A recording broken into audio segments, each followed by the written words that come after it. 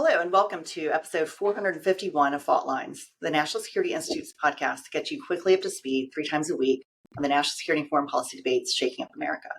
I'm NSI Deputy Director, Executive Director Martha Miller, and I'm joined today by NSI Senior Fellow Morgan Vinia and NSI Fellow Jessica Jones. Today we turn to South Asia, where 2 nuclear-armed rivals, India and Pakistan, have just stepped back from the edge of potential serious conflict. After a brutal terror attack on tourists in Kashmir, which killed more than 24 citizens or civilians, both nations traded missiles, drones, and artillery fire in the most intense cross-border fighting since 1999. A U.S. brokered ceasefire took effect on May 10th, and while guns have largely fallen silent for now, the truce remains dangerously fragile. Indian officials say they remain on high alert, even as the line of control was described as largely peaceful. Just today, India released new footage showing what it calls successful destruction of terror camps and deep inside Pakistan-administered territory under Operation Sindoor strikes. It claims to have killed 100 militants. Military talks between the two sides are reportedly in the works, and the U.S. brokered the ceasefire. I want to turn to you, Jess. So the United States helped broker a ceasefire, but India insists on bilateral solutions.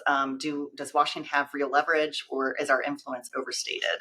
Yeah, I think there's a lot going on and a lot to unpack here. As you mentioned, we saw, escalating tensions and attacks between the two countries. Really, at the end of last week, there was, you see a lot of worried countries trying to intervene and see if they could de-escalate the situation.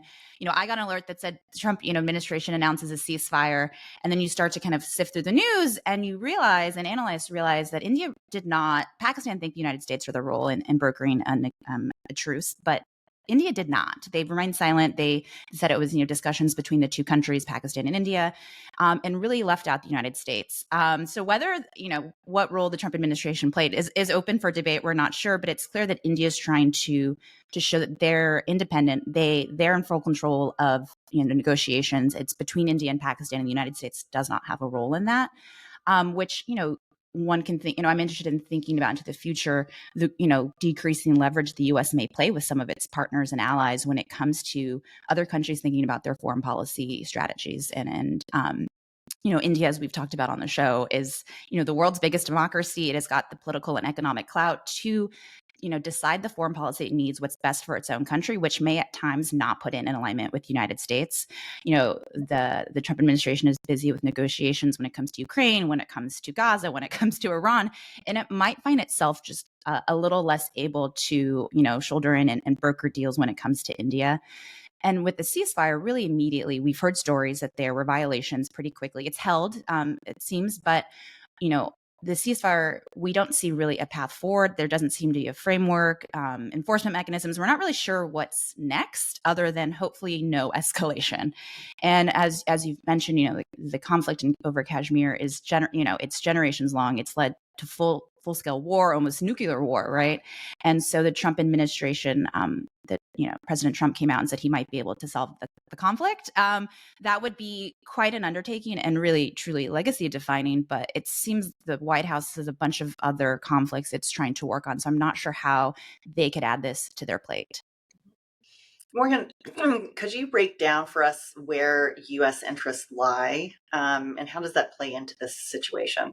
Sure. Thanks, Martha. I think it's important to note that since we've seen this partition of Kashmir in 1947, this is not the first conflict that we've seen emerge since the partition. You've got China, Pakistan, India, all sort of within this same territory here, and they have their own very distinct interests.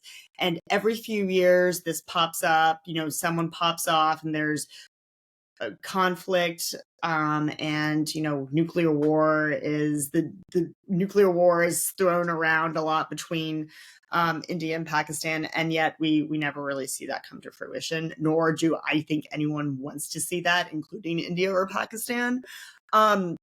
So when it really comes down to it, though, like, India has a right to defend itself here, and with this most recent spate of attacks and the back and forth between the two countries. I mean, we have to be honest here. It was Pakistani militants that set this off, and again, India has the right to respond.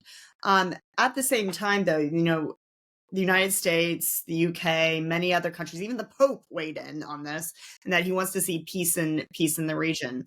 And so I think that's a good thing. But at the same time here, getting to your question, Martha, we need to be very clear-eyed about what US interests are and the fact that neither India or Pakistan can be weighed equally, right? It is pretty clear that India is our preferred partner when it comes down to this.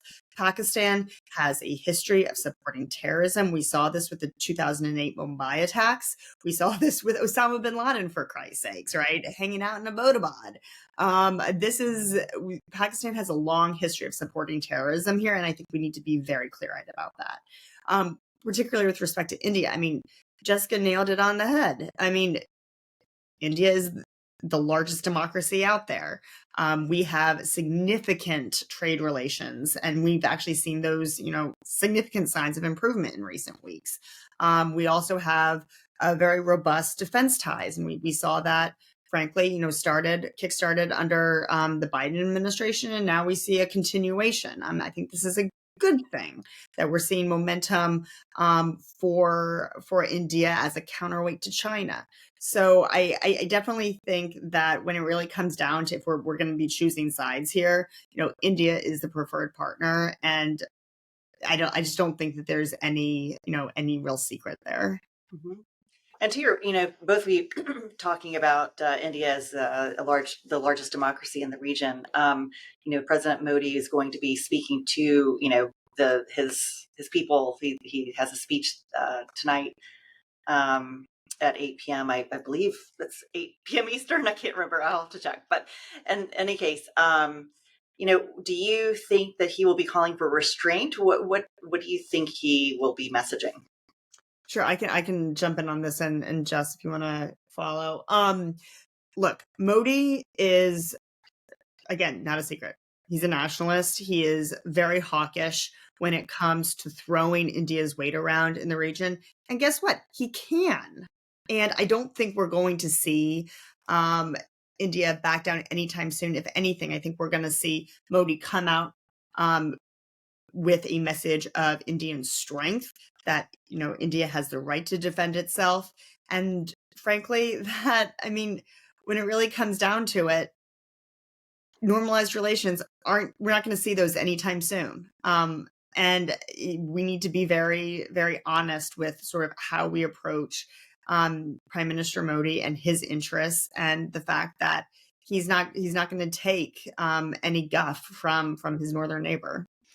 Yeah, I would agree. It's interesting. It obviously comes on the heels of the ceasefire over the weekend. What it does to that deal moving forward, what that may play, what pressure that places on Pakistan, or even the Trump administration if they decide to take up the conflict in this region, a little more on their plate and shoulder more of the brokering of and continuance of a ceasefire. I don't see Modi backing down and doing words of reconciliation, or so we'll also see what the reaction across the country is to his speech as well, though. Great. Well, I think on that note, that's a wrap.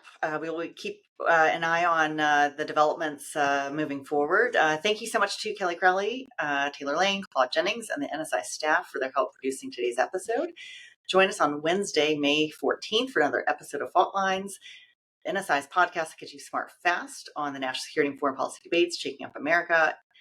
And if you like what you heard or saw on YouTube, please be sure to rate, review, and subscribe.